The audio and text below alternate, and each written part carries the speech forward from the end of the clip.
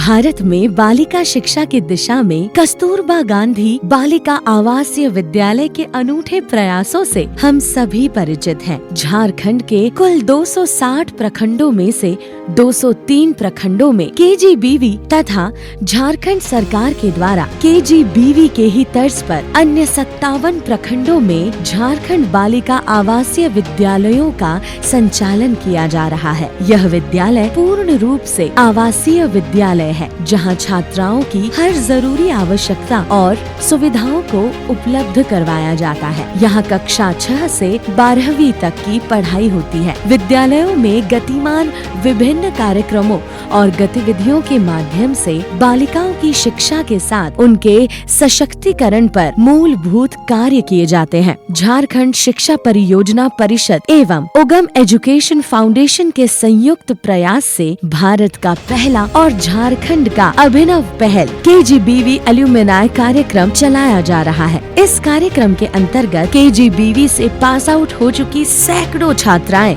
आज ग्रामीण और सुदूर झारखंड में रह रही पढ़ रही अपनी ही जैसी लाखों किशोरियों और युवतियों के लिए रोल मॉडलिंग और पथ प्रदर्शन का कार्य कर रही है। आइए केजीबीवी एल्यूमिनाई से मिलते हैं और जानते हैं कि इनकी अब तक की जीवन यात्रा किस तरह की रही है और वो आगे कैसे बढ़ रही है। मेरा नाम नूनी सिंह मुंडा। हम लोग परिवार में 7 भाई बहन हैं और मम्मी पापा मिला के न। पहले तो हम लोग का घर और कुछ भी नहीं था वहाँ। उसके बाद धीरे धीरे मतलब मेहनत मजदूरी काम करते थे, सब छोटे से नहीं पढ़ाई कर रहे थे। तो एक टीचर थी, ये था ये गाँव में ही, तो वो बोले कि चाची आप लोग का इतना लड़की है और एको लड़की को नहीं पढ़ा रहे हैं। तो बोले एक ठो ना फ्री मतलब ये आ रहा है स्कूल, जो ड्रॉप आउट बच्चा जो नहीं पढ़ती है उनके लिए एक ठो स्कूल है। अगर आप लोग पढ़ाना चाहते हैं तो उसमें मतलब खर्चा नहीं लगेगा, सब फ्री, मतलब कपड़ा लता से लेके खाना पीना से ले रहने खाने सब का फ्री। तो आप उनको अगर भेजना चाहते हैं मतलब किसी एक लड़की को, तो आप लोग हमको बताएंगे, हम वहाँ ये कर देंगे। उसके बाद सिलेक्शन हो गया। पहले पूछा गया कि किसको कितना पढ़ाई आ रहा है, मतलब ये लिया मैम लोग पढ़ा रही थी। तो डायरेक्ट 6 क्लास का कॉपी पढ़ने से भी तो जो हम लोग नहीं जानते थे, ड्रॉप आउट हम लोग नहीं पढ़ पाते थे। तो ABCD से लेके मतलब ये बोलते हैं व्यंजन वर्ण स्वर वर्ण से लेके मतलब सारा चीज़ ये किया, मतलब सिखाया वहाँ। तो धीरे धीरे मतलब अच्छा लगने लगा, खेल कूद भी होता था, सारा चीज़ सब में भाग लेते थे और सब में सेकंड या फर्स्ट वही आते थे शुरू से ही। तो करते करते मतलब वहाँ पर अच्छा लगने लगा, मतलब और घर आने का ही मन नहीं किया। तो उसके बाद मेरे पापा जाके बोल रहे हैं पढ़ने अगर नहीं सक रही है तो चलो घर में काम करेगी, ऐसा बोलने गया था एक दिन। तो बोले कि ठीक है, बोले ये जाएंगे घर। तब उसके बाद गए और आबे नहीं किए घर, मतलब बोले कि जाएंगे ही नहीं, घर में पूरा काम करवाएगा, ऐसा सोचे अपने से। और बोले और नहीं जाएंगे हम, घर में तो काम करवाएगा और पढ़ाएगा लिखाएगा नहीं। यहाँ तो सारा चीज़ खाने उन्हें, पहले दुबली पतली थे हम, उसके बाद पूरा मोटी हो गए। खाना पीना भी बहुत अच्छा मिलता था दूध भी जितना खाने सकेगा उतना दे रहा था वहाँ। उसके बाद पढ़ाई ख़त्म हुआ 2013 में। उसके बाद घर में मतलब आए तो एक मुखिया चाचा अंकल लगते हैं मेरा, तो वो हमको बोला कि आपका जितना डॉक्यूमेंट्स है सारा चीज़ पकड़ के अनुमंडल चले जाना। तो हम बोल रहे हैं अनुमंडल भी नहीं देखें, देखिए कस्तूरबा की लड़की तो यहाँ वहाँ नहीं ना निकलती है, तो हम नहीं निकलते हैं। तो मेरा भैया को बोल रहे चलिए ना, ले चलिए भैया, अनुमंडल हम नहीं देखे, पढ़ लिख के क्या करेगी, तो अब अपने खोज के जाने नहीं सक रही है, ऐसा हमको बोला गया। तो हम खुद से ही चले गए, चलो ऑटो में बैठेंगे और खुद से ही चल जाते हैं। उसके बाद सारा डॉक्यूमेंट्स पकड़े अपने से गए। तो उसके बाद वहाँ पर ये इंटरव्यू देने गए, पहले सबसे पहले मल्टीटेक कंपनी। तो वहाँ जैसे ही गए इंटरव्यू में भी पास हुए, तो बोला कि आपको 8:30 बजे से ड्यूटी आना है। उसके बाद धीरे धीरे उस समय वहाँ से जब कंप्लीट हो गया तो साल हम लोग का 2 साल का था, तो 2 साल ख़त्म हो गया तो हम लोग को निकलना पड़ेगा। उसके बाहर रूम रेंट ले लिए, रेंट लेके ड्यूटी अपना कर रहे थे। उसके बाद धीरे धीरे करते करते मेरा यहाँ रिश्ता तय हो गया, ससुराल में रहने लगे। तो यहाँ सबसे मिलजुल के रहने लगे, तो समूह में जुड़ो ऐसा बोला गया हमको। ये महिला समिति जो होता है महिला JSLPS तरफ से समूह में जुड़े तो अच्छा लगने लगा। तो इस बार मुखिया में ये हो रहा है 2022 में उन लोग को लगा कि ये दीदी रहेगी तो बढ़िया रहेगा, तो अच्छा हो सका। उन लोग सोचा कि बात विचार में कुछ भी ये मैं देखा तभी तो मतलब उन लोग का लगा कि ये सही रहेगा बोल के, तो उस समय वही भोट दे के हमको ही चुना गया और उस वैसा सज के मतलब मुखिया हम बन गए।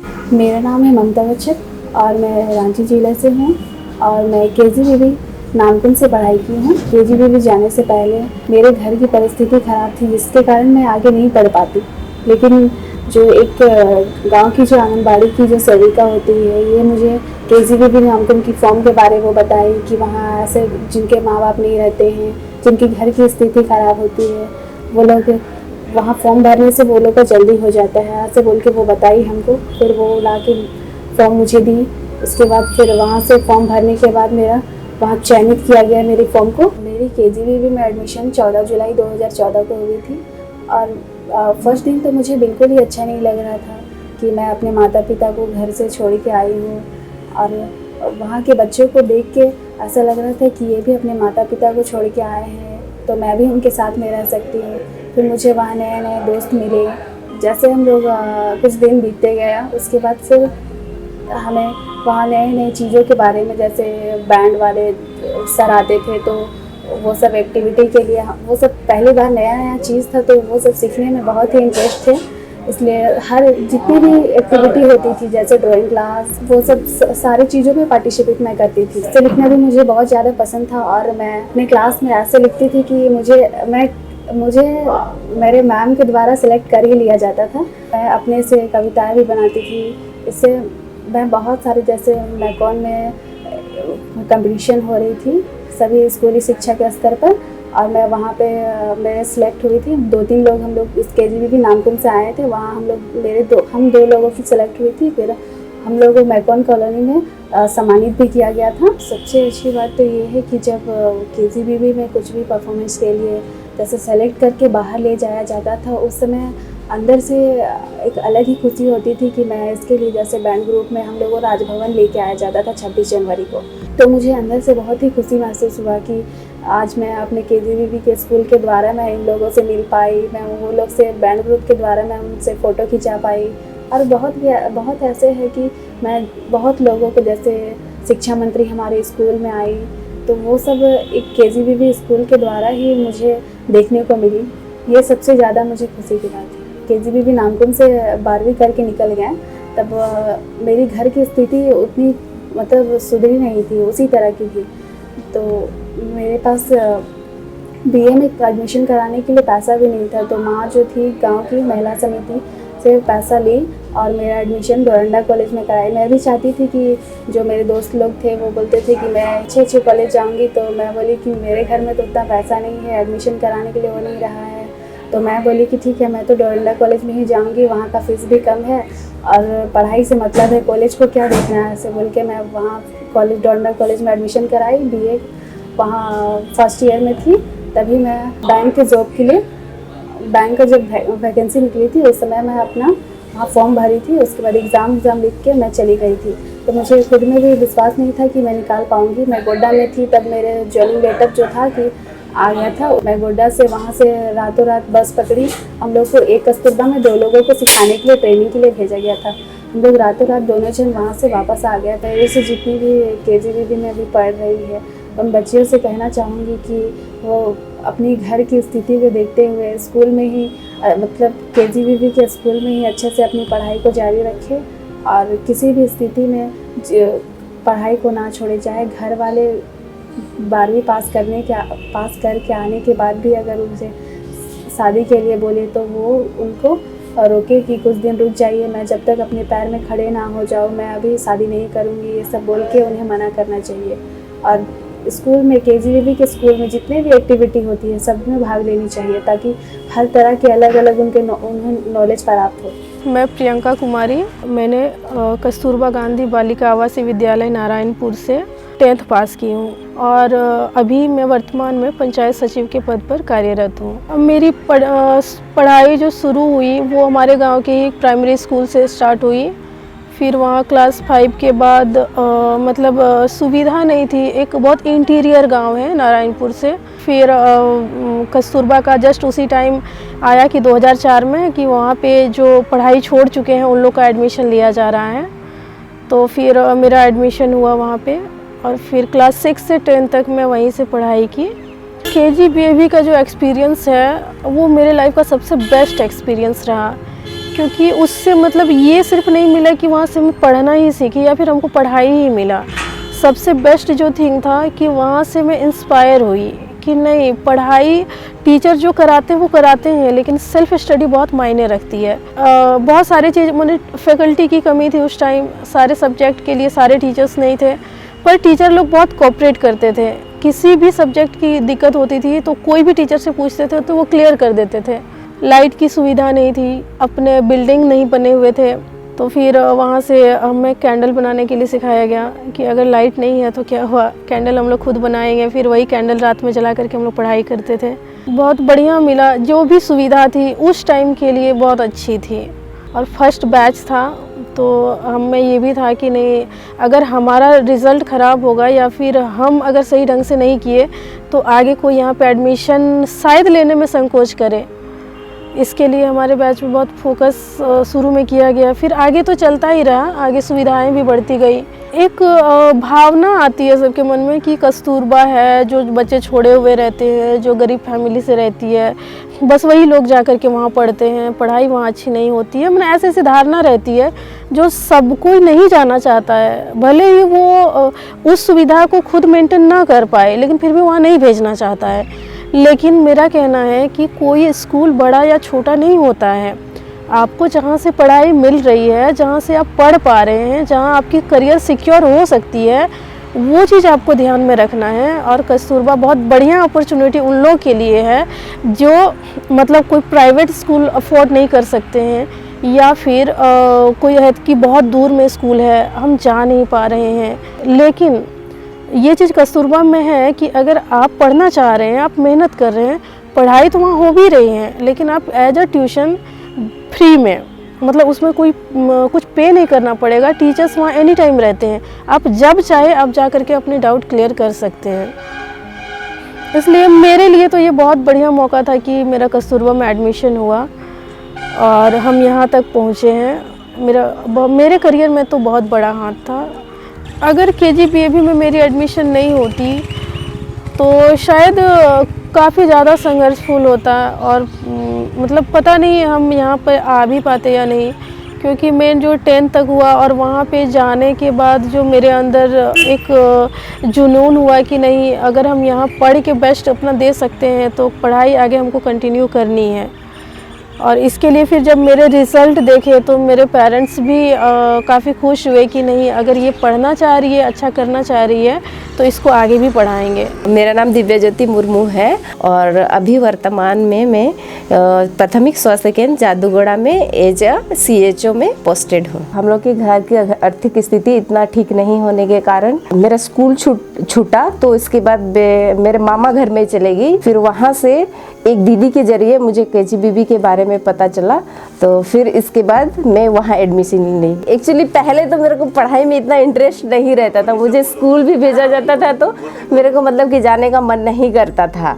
मतलब मम्मी पापा लोग भेजते थे स्कूल तो एकदम पढ़ाई में मन नहीं करता था। फिर जब स्कूल छूटा तब फिर पता चला कि नहीं पढ़, मतलब जब जाते थे सबको स्कूल तो मेरे को भी मन करता था कि हम भी स्कूल जाए करके। जब पता चला KGBAV के बारे में फिर वहाँ हम चले गए पढ़ने के लिए। फिर वहाँ पे जब सबको का पढ़ने का माहौल देखे तो फिर मतलब कि पढ़ने का भी इच्छा हुआ। और इसके बाद मतलब हम पहले उधर राजनगर में थे तो वो थोड़ा गांव एरिया है, तो वहाँ इतना सब कोई पढ़ता नहीं था गांव वाला एरिया में। फिर जमशेदपुर के बारे में यही पता था, टाटा में सब लोग बहुत अच्छे पढ़ते हैं करके, तो मेरा मन में होता था कि हम शायद ये लोग से नहीं सकेंगे करके मतलब हम थोड़ा पढ़ाई में ध्यान देने लगे।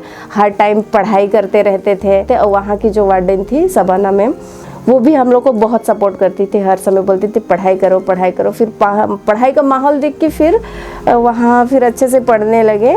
फिर 10th में भी अच्छे ही मार्क्स आया, फिर 61% से फिर हम पास हो गए। उस समय टॉप 10 में भी आए हुए थे, फिर वहाँ सम्मानित भी किया गया था। 10th के पहले मेरा ऐसे हुआ कि मम्मी एक्सपायर कर गई।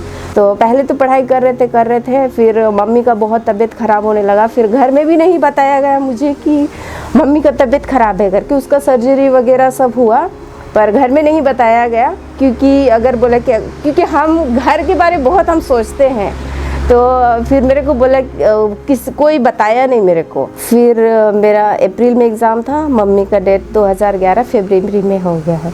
फिर इसके बाद तो मतलब पढ़ने का और इच्छा ही ख़त्म हो गया था। घर आए तो फिर हम बोले हम वापस नहीं जाएंगे करके। फिर उस समय फिर से छोड़ने का मन था कि नहीं जाएंगे करके स्कूल। फिर पापा समझाए कि नहीं पढ़ना है करके। फिर मम्मी भी बोली थी अच्छा से पढ़ना है और कुछ करना है, अपने पैर में खड़े होना है करके। फिर दिमाग में वही आया कि नहीं मेरे को कुछ करना है करके। फिर हम LBSM कॉलेज में पढ़ाई किए। फिर इसके बाद वहाँ से मौसी को पता चला GNM के लिए। फिर घर में सब बात की कि GNM करेंगे, तो फिर कैसे करेंगे, पैसा इतना है नहीं करके। फिर उस कॉलेज से बोला कि आप एजुकेशन लोन ले सकते हैं करके।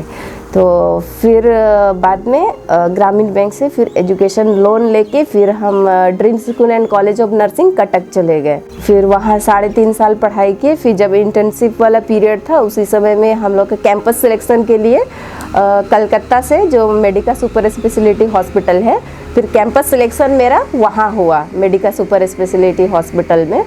फिर वहाँ 3 साल हम किए, 3 साल वहाँ जॉब किए। इसके बाद फिर पता चला मतलब कि यहाँ से जो CHO का वैकेंसी निकला था, तो फिर वहाँ भरे थे हम भरे क्योंकि मेरा घर झारखंड में, हम कलकत्ता में रहते थे और यहाँ पापा लोग हैं, दीदी है, बहन है। तो इस वजह से फिर हम बोले कि झारखंड में ही अगर जॉब करेंगे तो अच्छा है, घर को भी देख सकते हैं और घर वाले के पास में भी रहेंगे। तो उस समय निकला था, अब भरे तो ऐसे मतलब कि वहाँ मतलब काम का प्रेशर में हम उस समय में एक्चुअली मतलब व्हाट्सअप फेसबुक वगैरह डेली हम लोग देखते हैं। मेल होता है कि डेली कोई चेक नहीं करता है, यही है। तो हम मेल चेक नहीं किए और फिर जस्ट एक दिन पहले दोपहर के टाइम में 2-3 बजे जैसे हम कुछ ऐसे मन हुआ, मेल चेक किए, हम देखिए एडमिट कार्ड आया हुआ है, कल एग्ज़ाम है करके। तो उस टाइम पे CHO के एग्ज़ाम दे नहीं पाए। फिर हम बोले अभी तो हम और फर्स्ट शिफ्ट में मेरा एग्ज़ाम था, हम बोले कि एग्ज़ाम नहीं दे पाएंगे। फिर बहुत ख़राब लग रहा था, हम क्यों मतलब कि उस समय अब सोचिए क्यों मेल चेक नहीं किया। हम मेरे व्हाट्सअप फेसबुक तो हर टाइम यूट्यूब सब मतलब देख रहे हैं, पर मेल क्यों नहीं देखे। फिर वही इसके बाद फिर दोबारा जब निकला सेकेंड टाइम में, फिर उस समय हम यहीं पे आ गए थे। हम सोचे हम बोले कि नहीं अब वहाँ हम पहले छोड़ के ही चले जाएंगे। तो कोरोना जब शुरुआत हुआ था 2019-20 में हम वहाँ से रेजिग्नेशन दे दिए थे। फिर इसके बाद उसमें ये एक होता है मतलब कि पहले हम लोग का कॉम्पिटिटिव एग्ज़ाम होता है, फिर वो कॉम्पिटिटिव एग्ज़ाम लिखे, उसमें फिर पास किए, फिर काउंसलिंग हुआ, फिर काउंसलिंग में भी सारा ठीक था। फिर इसके बाद उस समय स्टडी सेंटर हम लोग को देता है CHO के लिए, MGM सेंटर लिए थे, तो 6 मंथ वहाँ पे ये किए। फिर देन हम लोग का 2022 में फिर मेरा पोस्टिंग हुआ यहाँ पे जादूगढ़ा मुसाफिर में।